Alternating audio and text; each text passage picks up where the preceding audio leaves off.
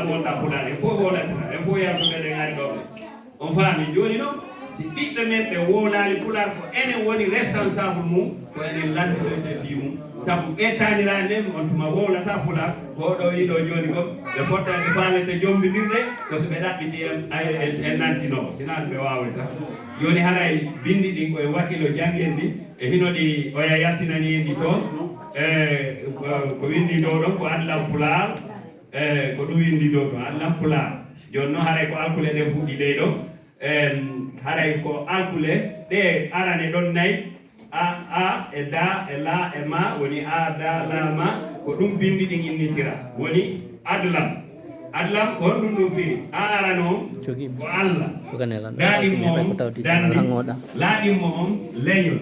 ma on mulude walla majjere par ce que si leñol jangi tum ngol mulata ngol majjata so yiɗe jiɓoɗo fi haalaji men ɗi toon ɗo ko par ce que ngalaɗe janngude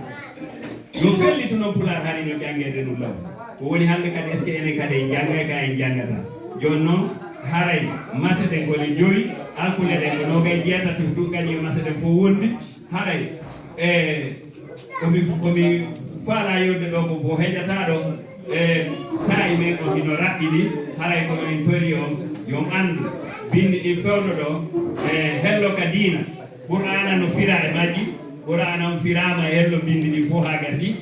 ɗum ɗon lanni defte cewɗe kadi defte ɗe faalaɗe wo no waɗa toon ɗe no fira kadi siɗa faala janngude hannde a ƴetti wona Allah dari a yeɓande tu janggana a habbata ko fira on a heɓɓata ko firano on si ɗum fof feƴƴi hello ka honno wiyete ka technologie mi yetti on naati ka ɓeetenna ka ɗuma nde ɗum fof feƴƴi no biologie e kala ko faala ɗen siimi e ɗuma fof waɗama e majji hannde kadi defte ɗen no windede gila premier ha hewtoya université ko wona e janggede ka école ko joni noon ɓay tammonno yo raɓɓiɗi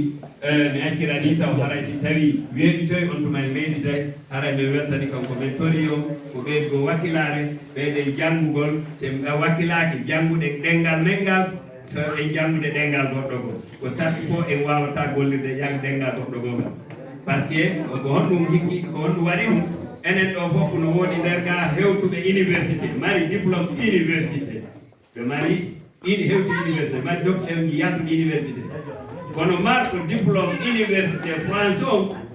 o marɗo diplôme université guiné on ƴettata ton almignon e jaama e piiji ɗin fof ko adda o marɗo diplôme français o gollita ko gollite ko o ƴetta o nattane o marɗo diplôme kadi guiné ko honno ɗum woni te ɓe fof ko français ɓe wonde jangde fof ko français ɓe wonde yaltinde ɓe fof ko université ɓe yalti kono oya mo faransi ga no wawi moƴƴinde otoje ƴetta ko woni guiné kom jaman e almignon e ɗuma fof adda faransi ga goɗɗa o wonɗo ine jangɗo français wonɗo guiné kanko koyo ƴetto adda o wata ɗum gollude est ce que goɗɗo jamfaka ɗo